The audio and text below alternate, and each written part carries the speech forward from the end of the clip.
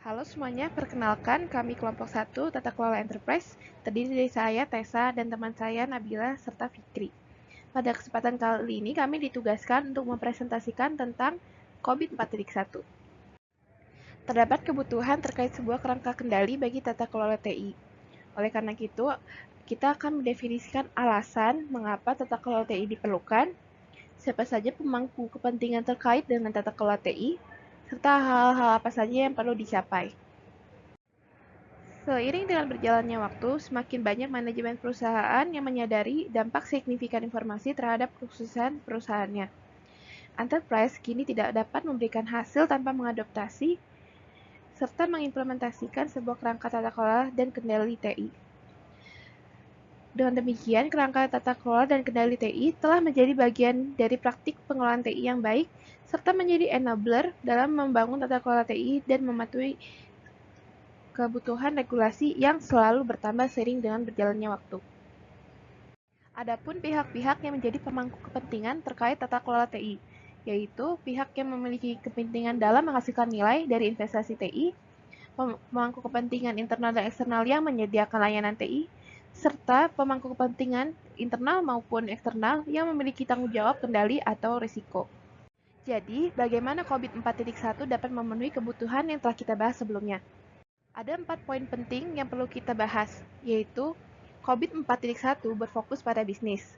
Selanjutnya, COVID 4.1 berorientasi pada proses. Dan yang ketiga adalah COVID 4.1 berbasis kendali. Dan yang terakhir, COVID 4.1 didorong oleh pengukuran. Mari kita membahas tentang fokus pada bisnis. Dapat dilihat dari diagram ini bahwa untuk menyediakan informasi yang diperlukan enterprise untuk mencapai tujuannya, enterprise perlu untuk berinvestasi serta mengelola dan mengendalikan sumber daya IT menggunakan sekumpulan proses yang terstruktur demi menyediakan layanan yang akan menghasilkan informasi tersebut. Terdapat 7 kriteria informasi berdasarkan COVID, yaitu efektivitas, efisiensi, kerahasiaan, integritas, ketersediaan, kepatuhan, dan keandalan. Diagram ini menggambarkan bagaimana strategi enterprise dapat ditranslasikan oleh bisnis menjadi tujuan-tujuan terkait dengan inisiatif-inisiatif yang dimungkinkan oleh IT.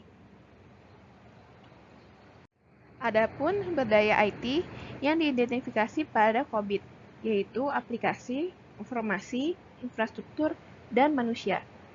Selanjutnya, kita akan membahas bagaimana COVID 4.1 berorientasi pada proses. Di dalam kerangka COVID, terdapat 4 domain, seperti yang digambarkan pada gambar ini. Yang pertama adalah Plan and Organize atau PO, Acquire and Implement atau AI, Deliver and Support atau DS, serta yang terakhir adalah Monitor and Evaluate atau ME. Terdapat 34 proses TI yang diidentifikasi oleh COVID berdasarkan keempat domain tersebut. Selanjutnya, kita akan membahas bagaimana COVID berbasis kendali. COVID mendefinisikan tujuan-tujuan kendali bagi ke-34 proses yang dimilikinya. Diagram ini memberikan gambaran dari sebuah contoh model kendali yang standar. Tujuan-tujuan kendali yang terdapat pada COVID diidentifikasikan berdasarkan referensi domain sebanyak 2 karakter seperti PO, AI, DS, dan ME, serta nomor proses dan juga nomor tujuan kendali. Selain itu, tiap proses COVID memiliki kebutuhan kontrol yang umum, yang sering diidentifikasikan sebagai PC nomor sekian, yaitu proses control number.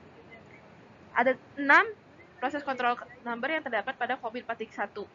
Pertama-tama adalah PC1 yaitu sasaran dan tujuan proses, PC2 kepemilikan proses, PC3 keterulangan proses, PC4 peran dan tanggung jawab, PC5 kebijakan rencana dan prosedur, serta yang terakhir adalah PC6 perbaikan kinerja proses.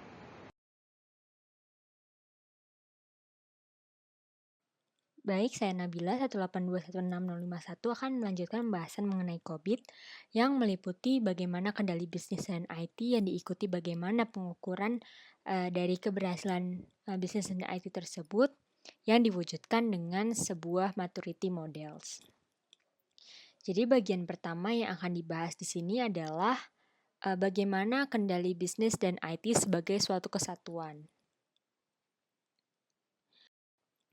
Dari sisi kendali bisnis dan IT, jika terjadi sebuah pengendalian, maka akan ada 3 level manajemen yang berdampak, yaitu level manajemen eksekutif di mana membentuk tujuan bisnis dan mengatur sumber daya, level proses bisnis di mana mengendalikan aktivitas bisnis yang spesifik, kemudian dari sisi level pendukung proses bisnis yang menyediakan layanan IT untuk mengenable beberapa bisnis proses. Lanjut pada kendali aplikasi dan IT yang meliputi beberapa hal, yaitu pengembangan sistem, manajemen perubahan, security, operasi komputer yang meliputi beberapa nilai seperti completeness, accuracy, validity, authorization, dan segregation of duties. Jadi dari sisi batasannya sendiri, di bagian business control itu adalah responsibility dari sisi bisnis. Kemudian yang bagian tengah di mana bagian inti dari sisi COVID yang meliputi plan and organize, acquire and implement, deliver and support, sampai monitor dan evaluate, itu adalah bagian dari IT responsibility dan aplikasi. Nah, kemudian setelah mereka menghasilkan sebuah service, itu adalah bagian dari tanggung jawab dari bagian bisnis yang akan memiliki kontrol yang berbeda. Bagian berikutnya bagaimana sebenarnya kita mengendalikan arah gerak dari sisi bisnis dan IT tersebut. Ada 3 hal yang dapat mengukur kinerja. Yang pertama, maturity model yang memungkinkan untuk benchmarking dan mengidentifikasi kapabilitas suatu enterprise. Kemudian performance goal and metrics di mana menunjukkan bagaimana bisnis dan IT dapat sejalan. Yang dilanjutkan dengan activity goal, bagaimana sebenarnya sebuah enterprise membentuk performansi, membentuk sebuah kegiatan bisnis yang lebih efektif. Jadi ketiga komponen ini saling mendukung untuk arah gerak suatu enterprise. Ini adalah salah satu cara untuk mengukur kinerja enterprise dengan maturity level. Jadi maturity level ini adalah sebuah model yang berbasis sebuah metode untuk melakukan evaluasi pada organisasi, sehingga level manajemen ini bisa mengetahui sebenarnya kapabilitasnya sampai mana dan apa yang perlu ditingkatkan dari sebuah perusahaan. Kemudian, ini adalah beberapa tingkatan dari maturity model. Jadi kita bisa menilai sebuah maturity model itu dari nilai 0 sampai 5, di mana 0 ini adalah jika perusahaan ini belum mengaplikasikannya sama sekali. Nah, level 1 ini initial atau ad hoc, di mana perusahaan ini baru menerapkan suatu sistem sampai level tertentu, kemudian repeatable and intuitive itu apabila sudah dilakukan secara berulang. Kemudian define proses di mana sebuah perusahaan itu udah menggambarkan bagaimana sebenarnya proses bisnis ini dilakukan berdasarkan standar dari COVID ini. Kemudian yang level 4 itu apabila sebuah enterprise sudah melakukan monitorisasi yang maksimal dan bisa mengukur sebenarnya kinerja dari perusahaannya itu. Dan level 5 ini apabila suatu perusahaan ini sudah menemukan best practice-nya dari standar yang mereka berlakukan.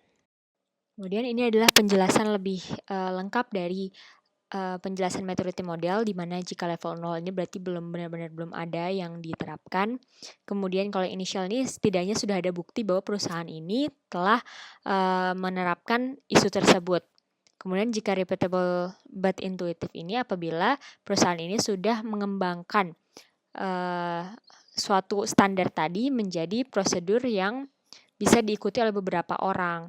Nah, jika level 3 ini apabila perusahaan ini bisa menstandarisasi prosesnya dan di level 4 manage and measurable ini apabila sebenarnya dari sisi manajemen ini sudah mampu memonitor dan mengukur sebenarnya seberapa patuh suatu tim terhadap suatu prosedur. Dan jika level 5 ini perusahaan ini sudah menemukan best practice dari kesehariannya yang tadi yang diterapkan. Kemudian untuk melakukan maturity model itu ada 3 dimensi yang perlu diseimbangkan, di mana ada risk and compliance, kemudian ada IT goals, dan ada return on investment. Jadi bagaimana sebuah enterprise menyeimbangkan antara resiko dan kepatuhan tadi dengan sisi keuangannya dan dengan aplikasi dan inovasi dari sisi IT-nya tersebut untuk memenuhi business goals yang tadi di awal. Saya Muhammad Fikra Sidiki akan meneruskan penjelasan dari teman-teman saya sebelumnya. Yang pertama tentang performance measurement. Di dalam performance measurement ini terdiri dari goals dan metric yang didefinisikan menjadi 3 level. Yang pertama, IT goals dan metrics, kemudian ada process goals dan metrics, kemudian yang terakhir ada activity goals dan metrics, di mana IT goals dan metrics merupakan menentukan bisnis apa yang diharapkan dari TI dan bagaimana cara mengukurnya. Kemudian untuk proses goals dan metrics itu menentukan apa yang harus disampaikan oleh proses TI untuk mendukung tujuan TI dan bagaimana mengukurnya. Dan yang terakhir, activity goals dan metrics itu menetapkan apa yang perlu terjadi di dalam proses untuk mencapai performa yang diperlukan dan bagaimana mengukurnya. Goal didefinisikan secara top down, di mana business goal akan menentukan sejumlah sasaran TI untuk mendukungnya. Kemudian goals TI dicapai oleh suatu proses atau interaksi sejumlah proses. Oleh karena itu, goals dari TI sendiri membantu menentukan sasaran proses yang berbeda. Pada akhirnya, setiap tujuan proses membutuhkan sejumlah kegiatan sehingga menetapkan activity goals. Berikut contoh dari goals. Business goals diturunkan menjadi IT goals, process goals, dan berujung pada activity goals, di mana business goals yaitu mempertahankan reputasi dan kepemimpinan suatu perusahaan. Kemudian untuk IT goals, memastikan bahwa layanan IT dapat melawan atau menolak dan pulih dari serangan. Kemudian untuk proses goals itu mendeteksi akses yang tidak sah. Dan kemudian untuk activity goals memahami keamanan, requirement, ketentuan, dan ancaman.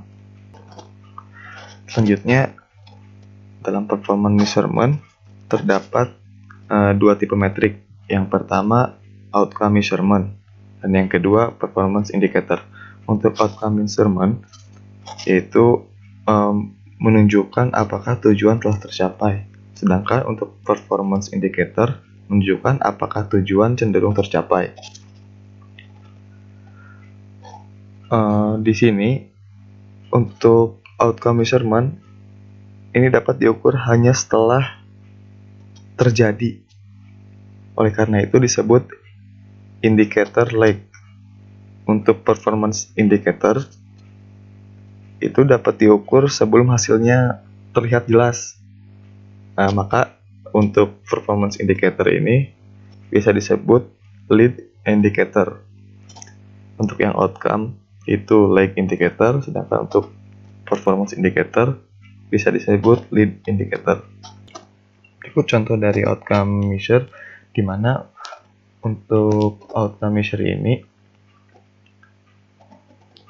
dapat menentukan ukuran yang menginformasikan manajemen, apakah fungsi, proses, atau aktivitas TI mencapai tujuannya atau tidak. Kemudian untuk ukuran atau outcome measure ini, fungsi TI sering dinyatakan dalam information criteria atau kriteria informasi. Yang pertama ada 4. Yang pertama, ketersediaan informasi yang diperlukan. Kemudian yang kedua, tidak adanya risiko integritas dan kerahasiaan. Yang ketiga, efisiensi biaya proses dan operasi. Yang terakhir, yang keempat, adalah konfirmasi keandalan, efektivitas, dan kepatuhan. Kemudian ini merupakan contoh dari performance indicator, performance metrics, di mana performance indicator menentukan ukuran yang menentukan seberapa baik kinerja bisnis, fungsi TI, atau proses TI dalam mengaktifkan tujuan yang ingin dicapai. Indikator utama apakah tujuan kemungkinan akan tercapai sehingga mendorong tujuan ke dalam tingkat yang lebih tinggi. Berikut ini contoh hubungan antara gambar sebelumnya. Hubungan di sini yaitu dicontohkan untuk DS5 tentang ensure system security. untuk penjelasan lebih lanjutnya mungkin di pertemuan berikutnya. Kemudian bahasan kedua tentang COBIT Framework Model. COBIT Framework Model merupakan hubungan persyaratan bisnis untuk informasi tata kelola dengan tujuan fungsi layanan TI. Model proses COBIT memungkinkan kegiatan TI dan sumber daya yang mendukungnya untuk dikelola dan dikendalikan dengan baik berdasarkan tujuan kontrol COBIT dan disejajarkan dan dimonitoring atau dipantau menggunakan goals dan matrix COBIT. Dengan kata lain, COBIT Framework ini dibagi menjadi dua bidang utama. Yang pertama, menyediakan informasi yang diperlukan untuk mendukung tujuan bisnis dan persyaratan. Yang kedua, mengumpulkan informasi sebagai hasil dari aplikasi gabungan TI terkait sumber daya yang perlu dikelola oleh proses TI. Berikut gambar dari framework COBIT. Untuk business goals, governance driver, dan business outcome itu masuk ke dalam information criteria, kemudian people itu IT resource, kemudian turun ke IT process, dia masuk ke performance indicator, IT process performance indicator, kemudian IT goals itu outcome measures. Kemudian COBIT Cube. COBIT Cube memiliki 3 komponen utama. Yang pertama yaitu business requirement, kemudian IT resource, dan IT process. Di mana business requirement ini yaitu apa yang diharapkan oleh stakeholder dari TI. Kemudian untuk IT resource, sumber daya apa yang tersedia untuk dan dibangun oleh TI. Dan yang terakhir untuk IT process, itu bagaimana TI diatur untuk menanggapi requirement. Untuk ini secara keseluruhan dari COBIT Framework, ada terdapat information kriteria tadi yang di awal untuk dua gambar di awal. Kemudian untuk ada IT resource, di sini juga lebih detail, di mana terdapat 4 domain dan 34 proses untuk masing-masing domain. Untuk masing-masing domain ini kayak plan and organize, dia memiliki 10 proses. Untuk AI dia ada 7 proses. Untuk DS dia ada 13, dan untuk ME, monitor and evaluate, dia terdapat 4 proses. Kemudian bahasan selanjutnya tentang COBIT General Acceptability. Untuk COBIT General Acceptability ini digunakan oleh 4 user yang berbeda. Yang pertama tentang executive management, di mana executive management ini untuk memperoleh nilai dari investasi TI dan menyeimbangkan risiko dan mengendalikan investasi dengan cara yang sering tidak didapat diprediksi oleh lingkungan TI. Kemudian untuk business management, untuk mendapatkan jaminan tentang manajemen dan kontrol layanan TI yang disediakan oleh pihak internal maupun pihak eksternal. Kemudian untuk IT management, untuk menyediakan layanan TI yang diperlukan bisnis untuk mendukung strategi bisnis secara terkendali dan dapat dikelola. Maksudnya cara mengelolanya. Kemudian auditor itu untuk membuktikan pendapat mereka dan memberikan nasihat kepada manajemen tentang kontrol internal. Terima kasih. Sekian penjelasan dari kelompok kami, semoga bermanfaat. Sampai jumpa.